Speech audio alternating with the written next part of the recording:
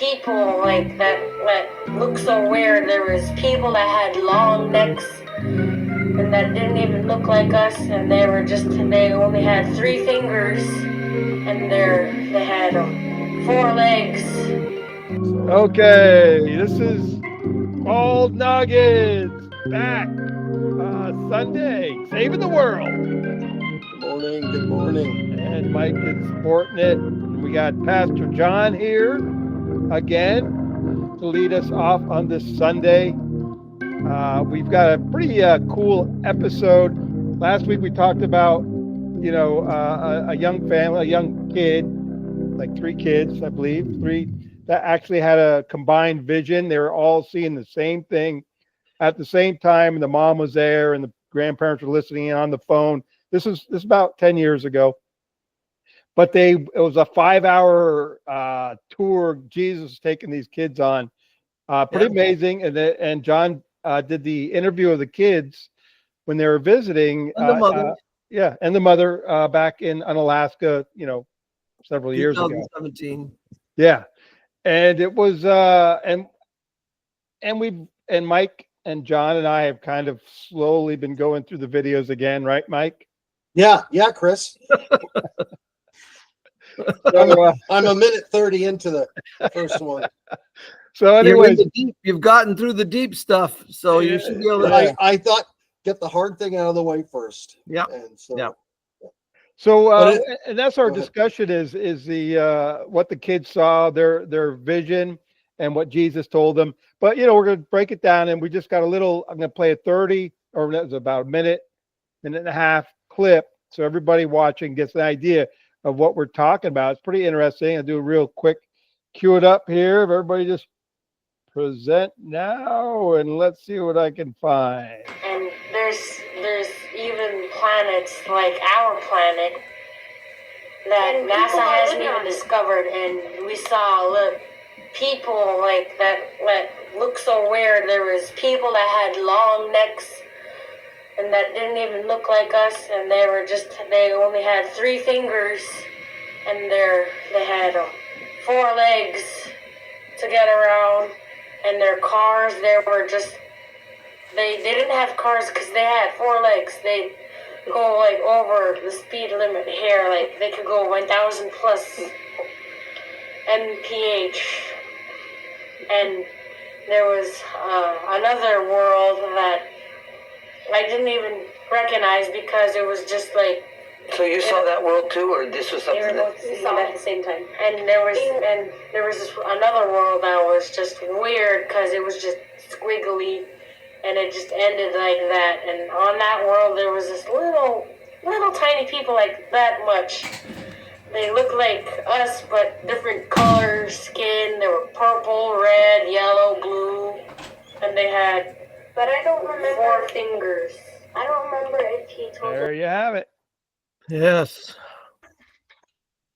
So the whole point being with me, and the reason I'm so impressed with that, and it was so wonderful, is you have a family, a Yupik family from northern Alaska, innocent, humble people. They came down with someone else who had been killed and taken to heaven, and Jesus gave him a message, and he was back traveling, and they were just friends of his, but they weren't.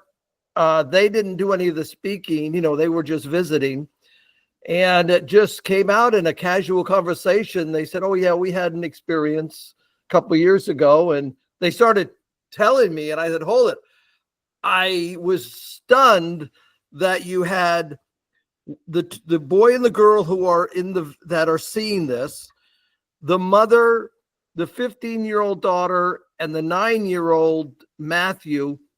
They're observing and interacting and asking the 2 that are having the vision at that moment questions, and they're both agreeing with everything they're seeing and talking, and then they get her parents on the phone so the parents can be part of the conversation and be involved in the whole. And this goes on for 5 hours.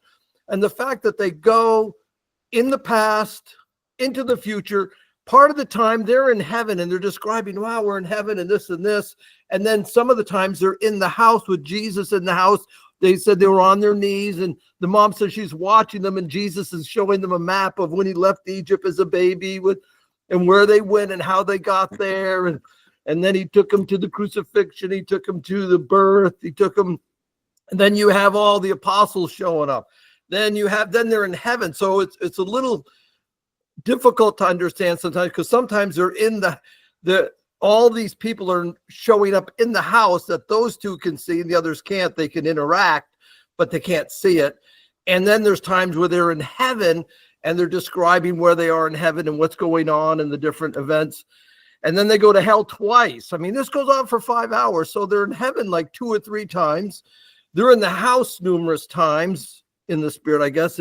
And then they're in hell at least 2 times. They spend quite a bit of time in hell, and they meet the devil. They go right up to the devil's throne. They describe the throne. They describe what he looks like.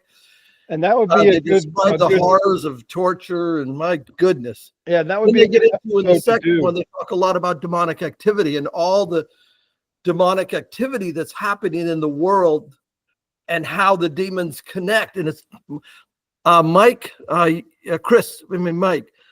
Chris Bledsoe talks. Was it Chris Bledsoe? Was one talk about that the demons get part of your soul, or they talk in that thing about the soul, that the devil captures your soul or parts of your soul, or Yes, just a there was mind-blowing. there was some really wild stuff. I don't remember that particular part, but I remember he was talking about this tree, and the tree was like burning, I guess. I don't know. That was in there too, and I'm trying to remember if. But anyway, he talks about how demons get people's souls, and that people sell their souls, and the kids talked about the same thing. They talked about their video games, and the Jesus was showing them how the demons kind of come out, reach out through the video game, and it's like they have bullets or something, and they get a piece of their soul and they hold on to it, and in the end, when there's the rapture, whatever. The pieces of their soul that they have, it'll manifest. It was just we'll be something that far out, but it connected with what that other fellow was talking, Sean Ryan. Yeah, it wasn't Chris Bledsoe. It was Dan Duval. Okay, I didn't. Dan Duval was being interviewed by. Oh God, it wasn't even. I'm thinking of 2 different shows, but Chris, we'll figure it out later. I'll go back and figure it. Which is, I encourage people to watch it, because there is so much spiritual activity going on around us, and that is it's shocking. I was just listening to this famous Jacques Vallée. He's an older gentleman in his 80s, much older than us, and he was the character in Close Encounters of the Third Kind. The French scientist that's in the movie is based on Jacques Vallée, and Not so the Jacques guy's Cousteau. no, this guy's name's Jacques Vallée. Yeah, so Jacques Vallée is a very respected UFO researcher. Has been doing it since the early 60s. He's not given to. He's just never really. He's not like an experiencer, that what they call UFO people that see UFOs, or they say they got a, that's called an experiencer. He's not one of those guys, but he did an event with somebody else where they tried to make contact, like a psychic contact with these aliens. Like and a seance. Kind of, yeah. But I didn't listen to that. I missed that part because I was up and around. I came back to the interview, and it was not long, but 23. Anyway, so he said nothing happened during the event that they put on, kind of a thing. And he went home, went to bed that night. And when he did the interview with this guy, he just said he had a dream where he said it felt like a dream, but he knows he left his body and met with an alien. And he said it rattled him to his very core. He said, if you want to watch, it's fascinating. It's kind of like this event with the kids, it's a personal experience. You can't prove anything, but this guy has a lot of credibility in the UFO community because he's been doing it forever, and he's not given to, fantastic claims or anything. He just reports You know, he just reports on these events for different people. So anyway, and he investigates them. But he said he had this vision where he goes and meets this alien, and he said that in all his 60 years of studying UFOs, this has just blew his mind and rattled him. He said he woke up crying and terrified. Yeah. And he said the being himself was not threatening, but just the whole thing, you know, made it obviously very real to him. Now, I'm thinking of the kids and what they're saying. I'm thinking, man, there are so many people experiencing dramatic things on an unbelievable level today. My daughter Jenny sent me a video, a podcast interview of this lady that's a psychologist that's been interviewing autistic kids that they're nonverbal, so they can't speak, but they're, you know, from anywhere from 6-7 years old up into their 20s. And these kids can communicate on keypad. They can type out what they want to say, but usually they're nonverbal. And these kids communicate, according to this podcast, they're communicating telepathically with their parents. I mean, it's a mind blower. We're heading into territory on a global scale, and most people don't want to pay attention to it. And I get that. You know, you got to do your job and take care of your kids, and the last thing you need to do is listen about UFOs and that kind of thing. But it's happening to so many people that, like you're saying, John, this is like a global event that's going on, and it's been going on for a while. But I think it's if you talk to different people, according to different interviewers, it's growing. In the United States, you're right. We sort of downplay it. It's happening, but people don't want to talk about it. Like when I would deal with the stranded in Alaska, it wasn't unusual after a few days with a person that, you know, just trying to get their life together, and we're talking about the Bible, we're reading, we're praying, that they will open up and share something. This one fellow, Samoan fellow, he was working under a car and an engine fell on him, and I don't know how serious he was injured. He said, but anyway, he did end up in hell. The experience was that he was in hell, and he saw Michael Jackson, and Michael Jackson told him, whoever you see, whoever you meet, tell them not to play my music, because whenever any of them play my music, my torment increases. Oh my God. And so, you know, here's just a kid, but he described this experience, and I think there's so many people that have some, but they don't want to say anything because they don't want to be crazy. Now, over in India, people talk about it. It's a normal thing. Billy Graham Polos, Chris knows Billy Graham Polos, a friend of mine. When they first went there, Moses, his dad, passed away during COVID. When they were first in Rameshwaram, the missionary before him had been beheaded, and then Jesus appeared to Moses Polos and said, I want you to sell your house, give the money to this American missionary, and go to Rameshwaram on Christmas Day. And so he does that, and he said, so he gave all his money to this missionary, and he goes to Rameshwaram. He has nothing, and so they're living on the street. They speak I think the language there is Malayalam, and they speak probably a different language. But anyway, so they have to wear boards. Anyway, they're poverty stricken, but they're there because Jesus sent them there.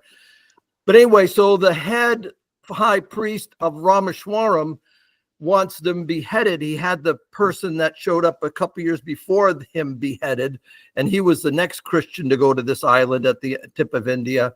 And later on, one of the high priests on the island, Jesus appears to him and tells him, hey, the Bay of Bengal, may the Indian Ocean cannot wash away the sins of my people. Only the people's sins, only my blood can. Talk to Soruba, which was Moses' wife. She'll tell you. So this guy that all around the island, they have pictures of him with a pitchfork and burly hair and fire on his head. I mean, he shows up at the compound. But anyway, he gets powerfully saved. But he said they would give blood to the demons. And if they would give some of their blood to the demon would be willing to go to kill Moses or his family or whatever. And they said, I guess, I don't know, once or twice or how many times they gave the blood to the demon. The demon went, when the demon comes back and goes, we get there and there's this blue flame around that family. We can't touch them. They're just surrounded by a blue flame. So over there, it's not unusual to have these sort of open discussions about what demons do and appearing and attacking. In the United States, we're afraid to talk about it. Right. And, you know, it's interesting going back to the little clip we saw about the kids going and seeing the aliens visiting these other planets. And right now there's kind of a, I guess, a theory or belief that the aliens that we're interacting with or encountering are actually demons. So it's kind of interesting when I think about what those kids were saying. They didn't infer that at all. They were actually going to these planets and with Jesus. I mean, they're going with Jesus. Now, I believe you're right. I believe there's a lot of experiences where it is demons. We know demons can do whatever. They have a certain amount of power. So yeah, there is a lot of demonic activity, but that doesn't negate planets far away that, you know, anyway. Well, yeah, that's the thing. I think that we don't really, I mean, unless you run into one of these creatures or beings, whatever they are, and even then there are so many instances that of course I'm reading all second and third hand incidents, but they don't really answer any questions when people talk to them. I read a number of different interviews where people said, yes, this being got off a craft and he just asked me questions. And when I asked him questions, it was like they didn't really answer anything. Like this one incident where these two cops in West Virginia are out at 3 o'clock in the morning doing a patrol around the outside of the town, and they just kind of drive the car around. They see this craft off the road in the trees a little bit, and there's two small men, like smaller than 5 feet tall, and they get out of the car, and these beings, one of the beings said, who are you guys? Why are you wearing the same clothes? And one of the cops thought it was kind of an odd question, but he said, we're police officers. We're security. You know, we keep the town secure. And the guy just asked him a couple of questions, and they were just both dumbfounded. It was just, I think he tried to ask some questions, and so we don't know their intentions. And I think that's the thing. Whenever you're dealing with this kind of spiritual stuff, go into it with the mindset of you don't know what their intentions are. And go ahead, Chris. You last week or the week before, Chris, you said it was when you're in that kind of a situation, just say in Jesus' name, are you here to glorify Jesus? Or you can, I mean, if you want to have interaction with them, I mean, if you know it's a demon, then you command it to leave. But if you don't know if it's a demon, do identify yourself as a person who's following Jesus Christ or a believer in Jesus to see what kind of a response you'd get. Right, but that could scare away humans too. So that may not be a good. They look like a creature from the Black Lagoon. Okay, all right. It was, just saying, how sometimes you start talking about Jesus and even the people leave because, anyway. That happened. Yeah, but it is fascinating. I mean, I think it's fascinating, and obviously 99% of the people, just kind of don't really, register on this. I have friends, very good friends, and I've talked to them, and I just kind of say, how can you not be interested in this? Right. I mean, it's just the most odd. I mean, that there's these things flying around in our airspace. But one friend just kind of said, well, hey, look, what does it have to do with anything in my life at this point? I'm, doing all this stuff. I'm working. I got family, got grandkids, and he made a good point. I go, yeah, I get it. I mean, I understand it. I still don't see how you cannot be interested. He has to wait till he retires, then he can get into it. Yeah, well, that's come on the show. He is retired. That's the crazy thing. He's still too dang busy. So yeah, but I think it's just absolutely fascinating. Here we're having when you talk to people that are real deep into the UFO, or listen to people that are real deep in the UFO community, it's more of a spiritual thing for them. The whole UFO thing, they say, is they call it awareness or what is that term? Awakening, or well, it's just kind of like That's hilarious. Like the words just kind of float out of my head and they're gone. But it's like, yeah, it's kind of like you're on this plane of awareness and you're connecting with these beings telepathically. And they say, just like, you know, you talk to Christians, say, I just felt like I got something from God. They call it downloads. They said, I get, you know, one of the guys was saying, I get these mental downloads daily from these beings, but we don't know what you know, who knows what their intentions are. And I think that's what you're saying. I think it's wise whenever you're dealing with something. If you walk up to another person on the street, do you just automatically trust their intentions? No, you be cautious and, you know, don't give out your personal information on the internet, you know. And I think it's the same way we're approaching the spiritual. You just don't just be, you know. I was telling this, Chris and I did a video years ago, and I think I told you this, John. I had this guru appeared to me in this weird incident. It just happened to me, and I don't know. You know, it didn't seem threatening. I didn't feel threatened at the time, but it was just kind of a weird thing. And I did, like you said, John, I just said, hey, well, I'm a follower of Jesus, and I can't follow anybody else. I'm not going to. Although it rattled me. I mean, at the time I was almost like, ooh, I don't know, is this the guy? I mean, if a being can or a person can show up to you spiritually when you're sitting in a living room at 6 o'clock at night. I mean, it was dark out, but there was light in the room, and this vision just appeared to me. But anyway, it's a personal thing, but man, it just it rattled me. I mean, I didn't talk about it for maybe a couple of years before I told somebody that it happened. So anyway. Well, and I think that with this thing here, we have Jesus showing them around the universe, and Jesus takes them into a black hole, and he shows them a black hole. And I think he went into 2 different black holes. But the boy, John, said, I really want to go to NASA because I hear that they want to know what's in a black hole. Well, I've been in one, and I can explain to them how black holes, what was there, what I saw, and what I experienced. And I just thought, man, that's great. I wish. And they talk about it a little bit, but I wish we had more time when I was talking with them about, tell me more about the black hole. But there was so many other things going on, other experiences during that 5 hours. And I was just kind of interested in that little, I played that little clip because he was pretty specific about the aliens, about one, you know, I had the 3 fingers and they were super fast. And then the squiggly planet of the really short people. That should be the planet we invade first once we get outside of our solar system.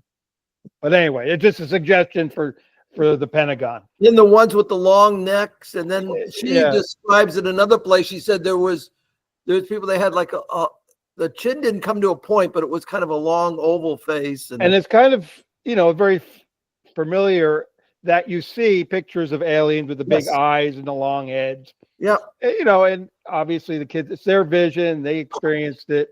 And it pretty much seems to go in line with what we see on the internet and stuff, 3 fingers and long heads. But, you know, I think back then, Mike would know more than, Mike is an aficionado of UFOs and extraterrestrials. Oh, yeah. And that's kind of been the image for decades, isn't it, Mike? That it's what's fascinating. This guy Jacques Vallée that I mentioned earlier in the video has traveled around the world and interviewed all these and it's, you know, he started interviewing these guys in the late 60s, early 70s, and you're right. The descriptions of some of the creatures are the same, and it seems to be that there are different types, but they're consistent. Like there's the traditional one with the big black eyes that is described, man, multiple times from different people. And so now we know what they look like. So it's not a question. Yeah, so you can see them coming. And some of the people say that they're very tall. Now, not all of them are small. Some people say that they're as tall as 7-8 feet tall. Now, well, the creatures or the aliens that showed up last year in Nevada, right? They were pretty tall. They got climbed into the loader, and they were trying to get the loader going, or the creatures were in the loader. Yeah. But he said they were like 7, 8, 9 feet tall. They were, you know, tall beings. Yeah, and that was splashed all over the news. And I mean, they seemed to be like people that didn't want to talk about it, but Yeah, and I think that for a that's while, you know. There's a lot of different, you know, it's like near-death experience stories. People come back with totally different impressions of what happened, and I think that's probably true for human nature. Nobody sees the same thing, and it gets almost confusing after a while. You just think, what is going on? It's just, that's what I mean. I think that it's not, I don't know if it's because we have more technology and people are more aware, or it's just it's escalating. But after watching that video with what's his name, Chris Bledsoe, you know, he said, you know, that this lady that he meets says, I don't know how she put it, but he just had a feeling like Jesus was coming back in the next couple of years. And I have never heard a story like Jesus coming back where I went, you know, he could be. This is the first time I've ever felt like, yeah, I could kind of believe that he's coming back, just because I mean, to me, we are moving so fast. Things are happening at such an incredible rate. There's signs in the heavens. There's people have heard trumpets in the air in their cities around the world. This was going on 10 years ago where they were reporting on it. I'm sure some of it was hoaxes, but I don't think I mean, if one's not a hoax, that's significant. Yeah. And they were hearing these trumpet blasts and strange booming noises. There's something going on. Whether it's, even if it is pranks, to me it speaks, there's something in us that's driving us forward. Whether you're mocking it or whether you're believing it, there's something that's driving us forward at a pace. And I think we're on a collision course with the end times. I hope there's no wars. I hope our interpretation of Revelation is off. But you know, we're moving towards something. Yeah. You know, and it's fascinating to be a part. I mean, it's kind of an honor, you think, you know, if it is happening, it's just really amazing. Chris Bledsoe said somewhere around 2026 Easter, something's going to happen. Whether that's Isaac Newton, that people put a lot of credibility in his, obviously, the gravity, and he was an incredible scientist. Would you believe that he discovered all that at age 27? He quit science and decided to study the book of Daniel. So for the next 30 years, he studied the book of Daniel because he figured that was where all the clues were to when the end would come. Now, I don't remember, is it 1400 is Isaac Newton? You can kind of look it up on the internet. Yeah, I think so. Like 1470 was he's hundreds of years ago. Yeah. But he figured out that it probably wouldn't happen till at least 2060. woo. To be 400 years back or 600 years ago, and to go years off, yeah. He has a volume, I think it's like a volume of about eight volumes just on the book of Daniel, and he didn't, you know, put his money on that date, but someone caught him in a letter he wrote, and he writes down, you know, from everything I see, it's not going to happen for hundreds of years. I'm thinking 2060 by the time Christ returns. So, I mean, wow, that's Yeah. And I just want to say, if anybody watching or listening has a comment or experience, to share it, you know, post it in the comment. We could talk about it next show or Yeah, interesting. yeah, it'd be interesting to see what kind of response, because like Mike was saying, I think a lot of people have experienced something similar with the extraterrestrial or even spiritual, which are like, what the heck was that? So anyway, those are pretty fascinating stories.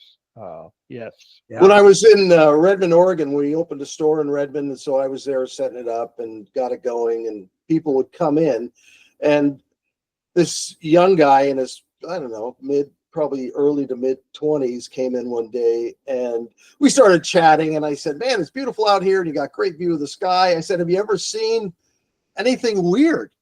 And he goes, oh yeah. He goes, a UFO came right and didn't land, but it came right down and hovered over his house like at 50 or 100 feet in the air, and he went outside or looked out the window and looked at this thing. He said he'd never seen anything like it. And it hovered over his house for a while, then took off. And yeah. So it's like you're saying, Chris. It is kind of uncommon on some levels, but surprising. There are people. Our nephew Brian, when he was a kid down in Arizona, saw something flying through the desert, and he was with a buddy, and he said, "Did you just see the same thing?" And the guy goes, "Yeah, I see it.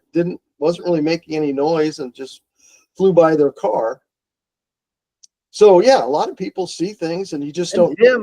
Tim saw when he was taking the car up to Elizabeth, right, up in Alaska, driving down while he was heading west, heading to Anchorage, but out in the boonies, and there was these really bright lights, and he was approaching it. It was off the road, and he thought, oh, that's just some construction site where they set up all their big lights so they can work all night. And then he notices as he's driving, the lights are staying with him. Yeah. But it's in the woods off, he can't really see, but I don't know for how long, 20 minutes, these lights were going with him. So it was not a construction site. Yeah. There's some there's some fantastic stories from people that come across as very credible. There was this, Chris, are you trying to wrap it up? Is it time to wrap it up? No, I just had a story, but go ahead and tell your story. Then I'll wrap it up. It's a fascinating story about, I think he was an Anglican priest that had a mission in Papua New Guinea. And this happened in 1957. And they have a videotape of the guy later on in life telling the story. And he said one of the young men that worked with him came in one day and said, "Hey, Father, there are some really strange lights in the mountain across the bay." And this young guy tells the priest this story, and the priest goes, it's probably just some guys walking through with, torches. And he just blew the kid off and didn't really pay attention to the story. And, a short time later, they would meet they had a playing field, like a soccer field outside the little church or classroom, whatever it was. And he was walking across with a group of kids, and somebody points up and said, "Look," and there was a craft hovering, up. They could see it clearly. It was close enough to see clearly. And it went on for a couple of nights. And one night he told one of the kids, "Go in and get my pad," because the thing was just sitting there, and they're all standing there. And the kid ran in and got a flashlight along with his pad and pencil and ran back out. And the kid takes the flashlight and moves the flashlight, just showing, like waving the flashlight, and the craft starts moving in concert with the movement of the light. And then somebody in the craft gets out and is standing on the roof, and one little kid waves, and the being waved back. Whoever it was waves back. It was a fascinating story because the priest seemed very credible. He goes, "No one believes me, but this is what happened." And what do? You just tell your story. But I thought he was very credible. There's so many credible people that see this stuff that after a while, they have witnesses. In that case, you'd have all the Sure. But when he told the story, he wasn't in Papua New Guinea any longer. So there was no witnesses there, but yeah, there was witnesses with him. And the whole thing is fascinating. I got this camera too dang low. Anyway. Well, if that happens to anybody out there, you make sure you leave a comment. That's what you do. You leave a comment and we will take care of the rest. Yeah. Well, John, we're going to continue the kids, take a little bit piece every week. Maybe next week we'll do hell. Hell's always a lot of fun. Hell, people love to hear about hell. Yeah. Those kids they really get the bad end of that experience. They go to hell a couple times, actually. They have two. But anyways, that would be a good show. Appreciate you, John. If you want to close out with any comments before. Well, I just want to say that I have never personally met an alien knowingly. There you go. Illegal or illegal or legal. I mean, well, I know I've been a lot of illegals, but during my life, I've had a lot of interaction with demonic activity. So my comfort level is demons. Yeah, we've had to deal with demons, had to cast demons out of people numerous times. So, the demonic realm is real. And then with my experience with these two kids in this family, I don't have any problem that there's planets with people on them are different than us. And, I mean, it just was so beautifully explained and peaceable. There was no money involved. There was no coercion. They had nothing to gain from telling me or not telling me. And they were all, it says in the mouth of 2 or 3 witnesses, let everything be established. Here we have more than 2 witnesses, 2 people, and the people observing and interacting with the people. It was just a beautiful confirmation of the reality of the universe, and there's a lot out there, and Jesus created it all, and he loved showing these kids other planets and other creatures and people and whatever they are. I thought that was awesome. Yeah. And we will have the links to those YouTube videos Yes. below the description below. Yeah, the take 1, take 2, and take 3. Then there's the third one that's short, and it's just part of the last. It's the first 15 minutes of the last take 3 video, so it could be a little confusing, but Yeah. anyway, there it is. Okay, Mike. Yes. Say goodbye. We're done. It's always fun, people. It's always fun to do these shows. So, adios, amigos. Ciao. Ciao.